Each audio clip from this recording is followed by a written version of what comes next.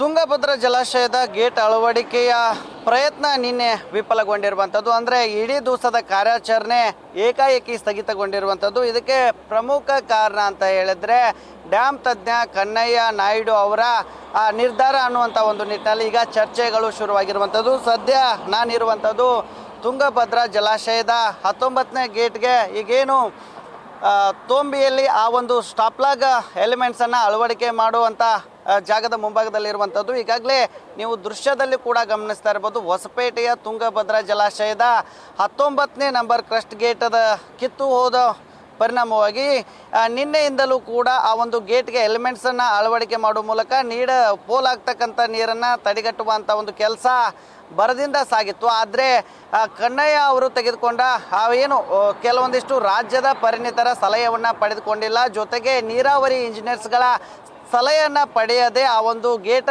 ಅಳವಡಿಕೆಗೆ ಮುಂದಾಗಿರುವ ಹಿನ್ನೆಲೆಯಲ್ಲಿ ಆ ಇಡೀ ದಿನದ ಕಾರ್ಯಾಚರಣೆ ವಿಫಲ ಆಗಿದೆ ಅನ್ನುವಂಥ ಒಂದು ಮಾಹಿತಿಗಳು ಸದ್ಯ ಸಿಗ್ತಾ ಇರುವಂಥದ್ದು. ಈಗಾಗಲೇ ನೀವು ದೃಶ್ಯದಲ್ಲಿ ಗಮನಿಸ್ತಾ ಇರ್ಬೋದು, ಈವರೆಗೂ ಕೂಡ 35ಕ್ಕೂ ಹೆಚ್ಚು TMC ನೀರು ಈಗ ನದಿಯ ಪಾಲಾಗಿರುವಂಥದ್ದು. ಜೊತೆಗೆ ಸಾಕಷ್ಟು ಪ್ರಮಾಣದಲ್ಲಿ ನೀರು ಈಗ ವ್ಯರ್ಥವಾಗಿ ನದಿಗೆ ಹರಿದು ಹೋಗತಕ್ಕಂಥ ಪ್ರಸಂಗ ಕೂಡ ನಡೀತಿರುವಂಥದ್ದು.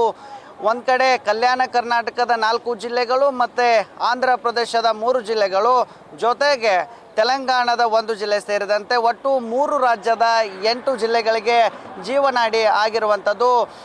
ತುಂಗಭದ್ರಾ ಜಲಾಶಯಕ್ಕೆ ಈಗ ಇವತ್ತು ಕ್ರಸ್ಟ್ ಗೇಟನ್ನು ನಿರ್ಮಾಣ ಮಾಡುವಂಥ ಒಂದು ಕೆಲಸ ಬರದಿಂದ ಸಾಗ್ತಿರುವಂಥದ್ದು. ಜೊತೆಗೆ ಜಿಂದಾಲ್ ಹಾಗೆ ನಾರಾಯಣ ಸ್ಟೀಲ್ ಕಂಪನಿ ಜೊತೆಗೆ ಹಿಂದೂಸ್ತಾನ ಸ್ಟೀಲ್ ಕಂಪನಿಯ ಸೇರಿದಂತೆ ಒಟ್ಟು 100ಕ್ಕೂ ಹೆಚ್ಚು ತಂತ್ರಜ್ಞರು ಈ ಒಂದು ಗೇಟ್ ಅಳವಡಿಸುವ ಒಂದು ಕೆಲಸದಲ್ಲಿ ನಿರತರಾಗಿರುವಂಥದ್ದು. 2 ಕ್ರೇನ್ಗಳ ಮೂಲಕ ಆ ಸ್ಟಾಪ್ಲಾಗನ್ನು ಜಿಂದಾಲ್ನಿಂದ ಬಂದಂಥ ಸ್ಟಾಪ್ಲಾಗ್ಗಳನ್ನು ಎತ್ತಲಾಗಿತ್ತು. ಆದರೆ ಅದನ್ನು ಏಕಾಏಕಿ ಅಲ್ಲಿ ಕೊಂಡಿಯ ಸಮಸ್ಯೆಯಿಂದ ಅದನ್ನು ಏಕಾಏಕಿ ಕೆಳಗೆ ಇಳಿಸಿ ಮತ್ತೆ ಕಾರ್ಯಾಚರಣೆಯನ್ನು ಸ್ಥಗಿತಗೊಳಿಸಲಾಯಿತು.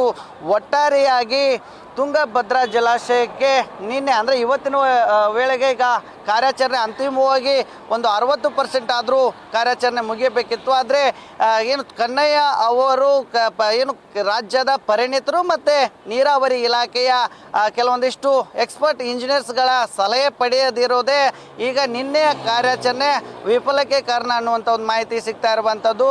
ಜೊತೆಗೆ ರಾಜ್ಯದ ಬಹುತೇಕ ಜನರ ಆಶಯ ಕೂಡ ಆಗಿರುವಂಥದ್ದು ಬೇಗ ಆ ಒಂದು ಕಾರ್ಯಾಚರಣೆ ಯಶಸ್ವಿ ಆಗಬೇಕು ಮತ್ತು ತಾತ್ಕಾಲಿಕ ಗೇಟ್ ಅಂದರೆ ಸ್ಟಾಪ್ಲಾಗ್ ಗೇಟನ್ನು ಅಳವಡಿಕೆ ಮಾಡುವ ಮೂಲಕ ನದಿಗೆ ಪೋಲ್ ಆಗ್ತಕ್ಕಂಥ ನೀರನ್ನು ತಡೆಗಟ್ಟಬೇಕು ಅನ್ನುವಂಥ ಒಂದು ನಿಟ್ಟಿನಲ್ಲಿ ಸಾಕಷ್ಟು ರಾಜ್ಯದ ಸಾಕಷ್ಟು ಜನರು ಈಗ ದೇವರಲ್ಲಿ ಪ್ರಾರ್ಥನೆ ಮಾಡಿಕೊಳ್ಳುವಂಥ ಒಂದು ಈಗ ಸ್ಥಿತಿ ನಿರ್ಮಾಣ ಆಗಿರುವಂಥದ್ದು. ಆದರೆ ಏನು ಯಾವಾಗ ಈ ಒಂದು ಯಶಸ್ವಿ ಸಂಪೂರ್ಣವಾಗಿ ಈ ಒಂದು ಕಾರ್ಯಾಚರಣೆ ಸಂಪೂರ್ಣವಾಗಿ ಯಶಸ್ವಿ ಆಗುತ್ತೆ ಅನ್ನುವಂಥದ್ದು ಕೂಡ ಈಗ ಬಳ್ಳಾರಿ ಮತ್ತು ವಿಜಯನಗರ ಭಾಗದ ಜನರಿಗೂ ಕೂಡ ಕುತೂಹಲ ಇರುವಂಥದ್ದು. ಕ್ಯಾಮ್ರಾಮನ್ ಕಾರ್ತಿಕ್ ಜೊತೆಗೆ Shivanand Madihalli, news first Kannada, Vijayanagara. News first ನಿರ್ಭೀತಿಯಿಂದ ನಿಮ್ಮ ಪರವಾಗಿ.